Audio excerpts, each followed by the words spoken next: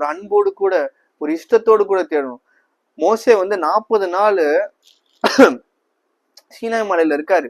40 நாள் மலை மேல இருக்கிறாரு, சாப்பாடு இல்லாம தண்ணி இல்லாம. ஆனா தேவனுடைய பிரசனத்துல அந்த 40 நாள் அவருக்கு பசியும் இல்ல, தாகமும் இல்ல. தேவனுடைய வார்த்தையில அவருடைய பிரசனத்துல உட்கார்ந்து இருக்கானா. ஒரு மனுஷனால 40 நாள் சாப்பிடாமையும் தண்ணி குடிக்காமையும் இருக்க முடியும்னா எந்த அளவுக்கு தேவனை நேசித்திருப்பாரு அவர். ஒருத்தரால அவ்வளவு நேசிக்க முடிஞ்சா மட்டும்தான் அவரோடு கூட அவ்வளவு நேரத்தை நாம் செலவிடுகிறோம். அப்போ நாமளே நம்மளை புலமிட்டுக் கொள்ளணும். பிரியமானவர்களே, நாம் எந்த அளவுக்கு தேவனை நேசிக்கிறோம். ஏன் நான் இதை சொல்றேன்னா, நாம் எந்த அளவுக்கு தேவனை நேசிக்கிறோமோ அதுலதான் நம்முடைய வெளிப்பாடுகள் இருக்கும்.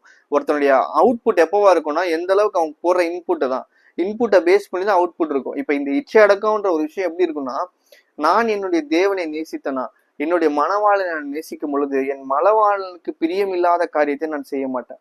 எப்படி நீங்க உங்க மனைவியை நேசிக்கும் பொழுது உங்க மனைவியை தவிர வேற யாரையுமே பார்க்க கூடாது அப்படின்ற ஒரு கட்டுப்பாடுக்குள்ளயும் ஒரு ஒரு